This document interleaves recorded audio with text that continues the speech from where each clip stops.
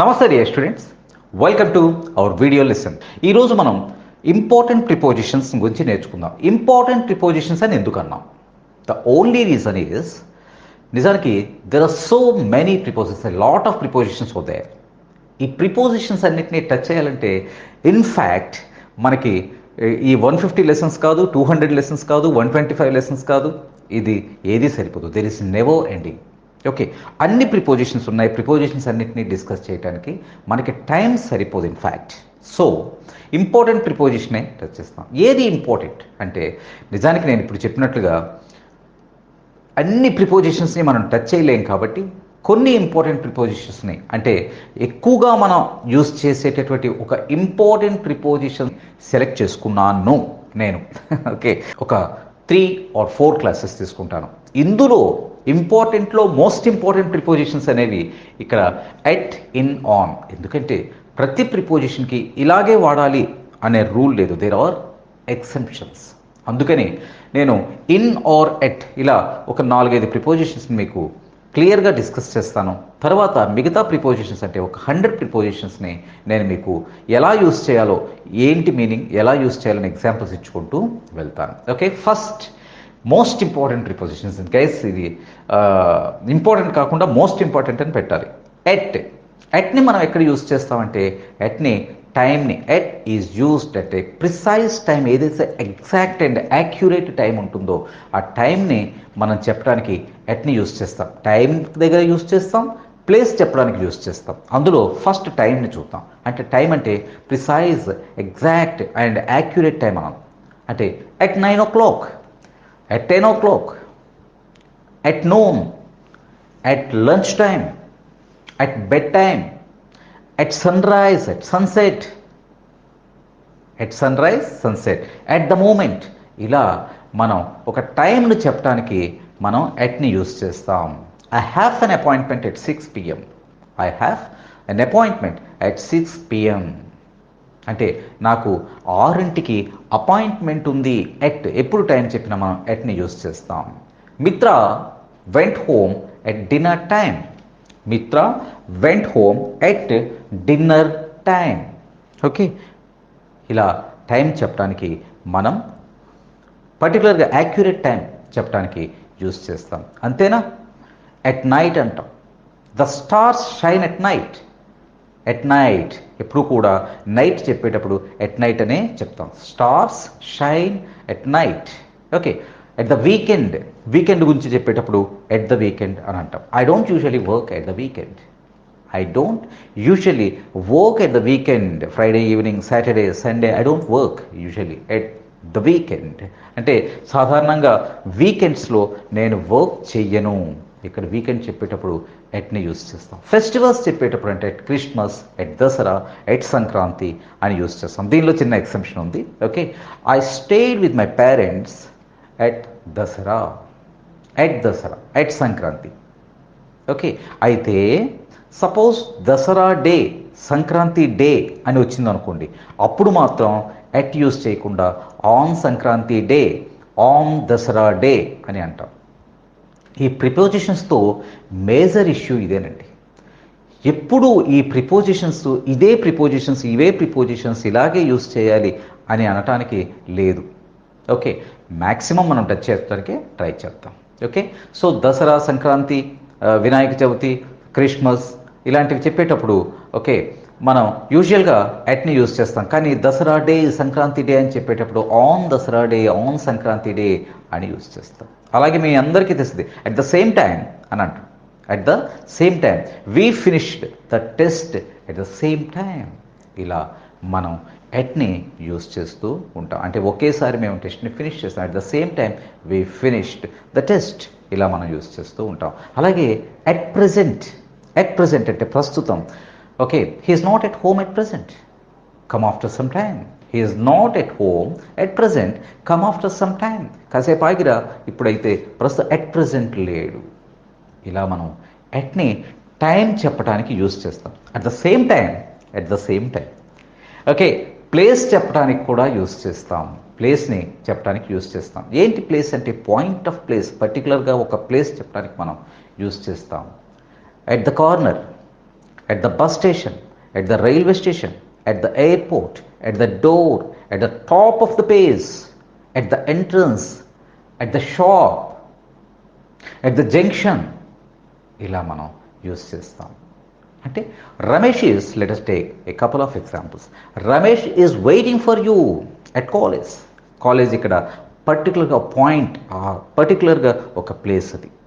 Ramesh is waiting for you at college. College దగ్గర Ramesh wait చేస్తున్నాడు ప్లేస్ని చెప్పడానికి కూడా యూస్ చేస్తాం. ఇంకా చాలా ఉన్నాయి usages. Okay, the shop is at the end of the lane. The shop is at the end of the lane. Lane ఎండ్లో ఉంది. At the end, in the end, ఇవి మళ్ళీ దీంట్లోనే పార్ట్గా మనం నేర్చుకుందాం. అంటే షాప్ చివరిలో ఉంది, ఎట్ ద ఎండ్ ఎప్పుడు యూస్ చేస్తాం, ఇన్ ద ఎండ్ ఎప్పుడు యూస్ చేస్తాం అనేది మనం ఈ ప్రిపోజిషన్స్ క్లాస్లోనే ఫినిష్ చేయడానికి ట్రై చేద్దాం. Okay, and she is waiting at the entrance. At the entrance. She is waiting at the entrance. ఆమె ఎంట్రన్స్ వద్ద వెయిట్ చేస్తూ ఉన్నారు. I live on 5th floor. చూడండి, ఫ్లోర్ చెప్పేటప్పుడు ఆన్ యూస్ చేసాం. I live on 5th floor at Sampath residency in Vizag. I live on 5th floor. Floor చెప్పేటప్పుడు on use చేసాం. At Sampath residency. Okay, Sampath Paradise. Sampath Paradise in Vizag.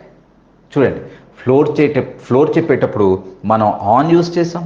Apartment చెప్పినప్పుడు at use చేసాం. And ఊరు పేరు చెప్పేటప్పుడు ఇన్ని యూస్ చేసాం. అంటే ఇలా ఇన్ని రకాలుగా ప్రిపోజిషన్స్ని మనం యూస్ చేస్తూ ఉంటాం. ఇవన్నీ ఇలా నేర్చుకోవాలి. ప్రాక్టీస్ మీద మనకి బాగా ప్రాక్టీస్ చేసుకుంటే ఇలాంటివి వచ్చేస్తాయి.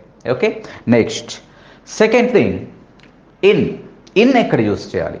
In is used for months, years, centuries, decades, long periods. కాలంతో చెప్పేటప్పుడు, టైంతో చెప్పేటప్పుడు, సంవత్సరాలు, ఇవన్నింటినీ మనం ఇన్తోనే యూస్ చేస్తాం. అంటే కాలము చెప్తాము, ప్లేస్ కూడా చెప్తూ ఉంటాం. ఓకే, ఫర్ ఎగ్జాంపుల్ ఈ మంత్స్, ఇయర్స్ అంటే suppose in May, in summer, in the summer. You can say, okay, in 1973, 1999, in 2017, okay, in the 90s, 90లలో 80లలో అంటుంటాం కదా, in the last century, in the stone age, రాతి యుగంలో, in the stone age, in the past, in the future. ఇలా మనం months, years, decades ఇవన్నీ కూడా మనం చెప్తూ ఉంటాం. Can you start phone classes in the future? నాకు అడుగుతుంటారు, can you start phone classes in the future? ఫ్యూచర్లో మీరు ఫోన్ క్లాసెస్ ఏమైనా స్టార్ట్ చేయగలుగుతారా? ఇలా అడుగుతూ ఉంటారు. ఓకే, మంత్స్, ఇయర్స్ ఇవన్నీ. Okay, I met her in మే. నేను ఆమెని మేలో కలిశాను. ఓకే, ఇలా మనం కాలంతో యూస్ చేస్తాం, టైంతో యూస్ చేస్తాం మంత్స్, ఇయర్స్. మరి ప్లేస్ దగ్గర ఎలా యూస్ చేస్తాం? ఓకే, మనం ఎట్ని టైంతో యూస్ చేస్తాం, ప్లేస్తో యూస్ చేస్తాం. అలాగే ఇన్ కూడా టైం, మంత్స్, ఇయర్స్ ఇవన్నీతో యూస్ చేస్తూ అట్ ద సేమ్ టైం ప్లేస్తో కూడా యూస్ చేస్తాం. ప్లేస్తో ఎప్పుడు యూస్ చేస్తాం అంటే క్లోజ్డ్ స్పేసెస్, అంటే క్లోజ్ అయినటువంటి ప్లేసెస్ గురించి చెప్పేటప్పుడు, స్పేసెస్ గురించి చెప్పేటప్పుడు మనం ఇన్ని యూస్ చేస్తాం. అంటే in bathroom, in bedroom, like that. Okay, ఇంకా చాలా ఉన్నాయి ఈ క్లోజ్డ్ స్పేస్ గురించి చెప్పాలంటే. ఇన్ ద గార్డెన్, గార్డెన్ కూడా space. In the garden, garden open close అనేది కాదు. In the garden. In Delhi, నిజానికి ఢిల్లీ అనేది ఊరు, క్లోజ్డ్ అని కాదు. In a room, in bathroom, in bedroom, in my pocket, in a building, in a car. ఇలా మనం యూస్ చేస్తూ ఉంటాం. అంటే క్లోజ్డ్ స్పేసెస్ సాధారణంగా టౌన్స్, ఓకే, మేజర్ పెద్ద పెద్ద సిటీస్ ఇటువంటివి చెప్పేటప్పుడు ఇన్ యూస్ చేస్తాం. In bedroom, bathroom, okay, in hall, in car. ఇలా క్లోజ్డ్ స్పేసెస్ గురించి కూడా చెప్పేటప్పుడు మనం ఇన్ యూస్ చేస్తాం. Let us take couple of examples. You left your glasses in bedroom or bathroom, you can say. bathroom కు వెళ్ళి మర్చిపోయాం అక్కడ. Okay, you left your glasses in the bathroom. బాత్రూంలో మీరు గ్లాసెస్ మర్చిపోయారు. The books are in the shelves. The books you asked for are in the shelves, మీకు షెల్ఫ్స్లో books ఉన్నాయి. Do you work in a company or in a factory, ఏదైనా కంపెనీలో పనిచేస్తున్నారా, ఫ్యాక్టరీలో పనిచేస్తున్నారా? Again మనం ఇక్కడ ఇందాక తీసుకున్నాం కదా, ఇన్ వైజాగ్, ఇన్ ఢిల్లీ, ఇలా కూడా యూజ్ చేయొచ్చు అనుకున్నాం. I live on 5th floor at Sampath Paradise in Vizag. ఇక్కడ ఇన్ ఊరు, మేజర్ సిటీస్, పెద్ద సిటీస్ లాంటివి చెప్పేటప్పుడు కూడా మనం ఇన్ యూజ్ చేస్తాం. Okay, and she's working in garden, she's working in the garden, ఇలా కూడా మనం యూజ్ చేస్తాం. ఓకే, నెక్స్ట్ ఆన్ అంటే లెంగ్తీస్. ఏదైనా చెప్పాలి అంటే క్లాసెస్గా ఈ ప్రిపోజిషన్స్ అనేవి, కంజంక్షన్స్ కూడా టైం ఎక్కువ తీసుకుంటాయండి. ఓకే, క్లాసెస్ అన్నీ వేస్ట్ అయిపోతాయనే భయం. సో నోట్స్ ఇవ్వడానికి ఎక్కువగా ప్రిఫర్ చేస్తాను, క్లాస్ తక్కువ ఇవ్వడానికి ప్రిఫర్ చేస్తాను, పర్టికులర్లీ ప్రిపోజిషన్స్ చెప్పేటప్పుడే. Okay, next on. ఆన్ ఎప్పుడు యూజ్ చేస్తాం? డే, డేస్, డేట్స్ అంటే రోజులు, నెలలు, తేదీలు, ఇవన్నీ చెప్పడానికి మనం ఆన్ని యూజ్ చేస్తాం. దేంతో? కాలంతో. అంటే కాలం, టైం అని చెప్పుకున్నాం కదా, అండ్ ప్లేస్ అని చెప్పుకున్నాం కదా. ఇక రెండు ఒకటి టైం, రెండు విధాలు. ఒకటి టైం, రెండు ప్లేసెస్, స్పేసెస్. టైంతో యూజ్ చేస్తున్నాం అండ్ స్పేసెస్తో కూడా వీటిని యూజ్ చేస్తున్నాం. సపోజ్ డే, డేట్స్ అంటే ఏంటి?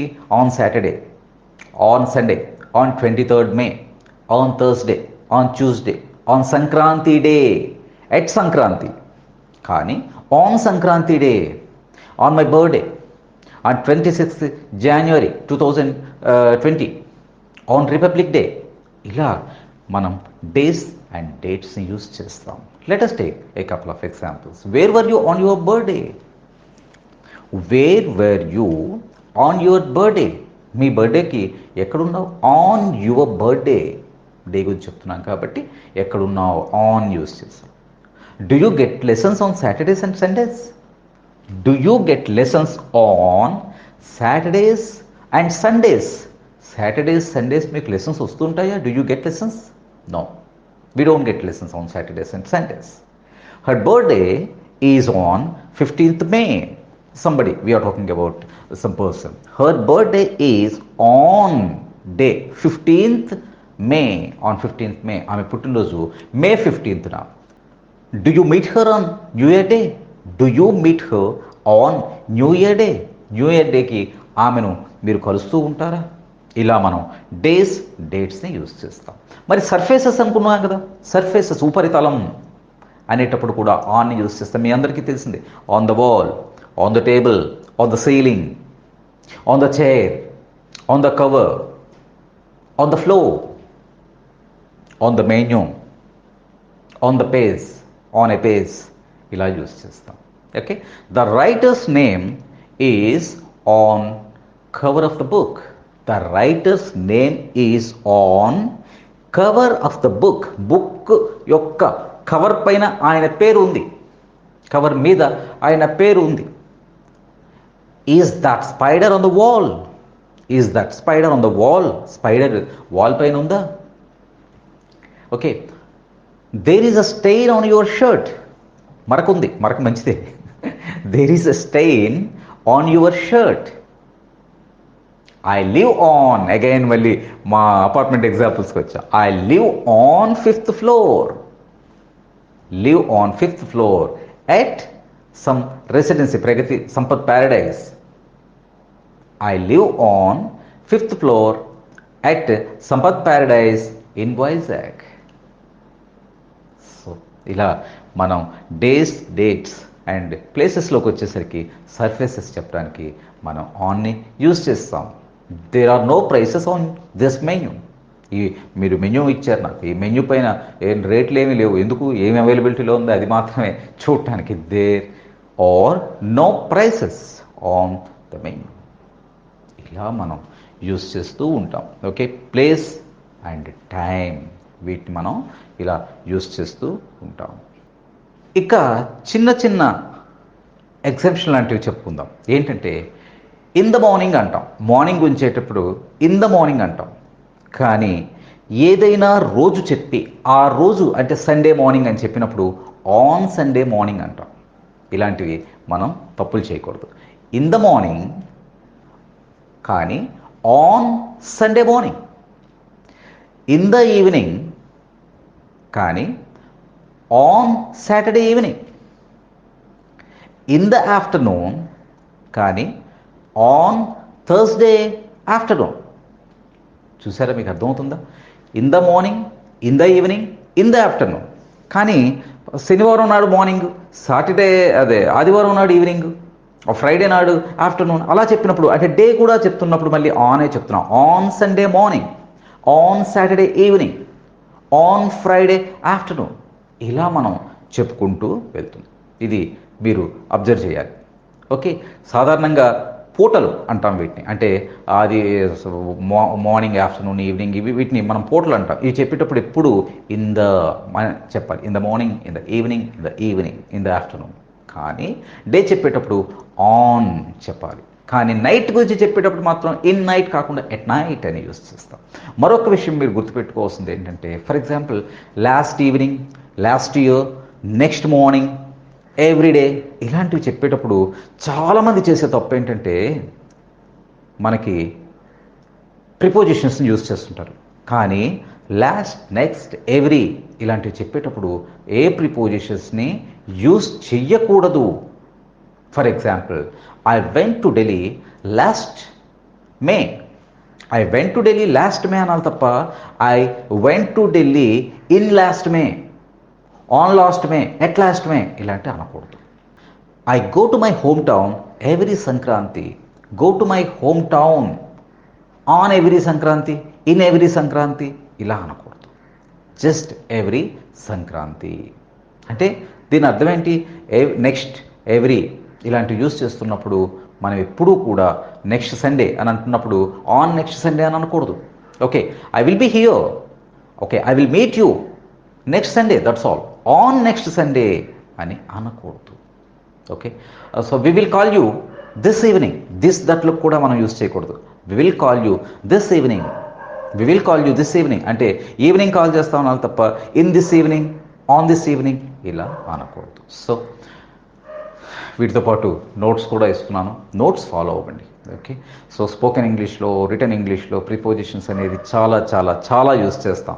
సో వీటిని ఎంత ఎక్కువ నేర్చుకుంటే అంత మంచిది. ఎక్సర్సైజ్ చేయండి. Okay, thank you very much my dear students.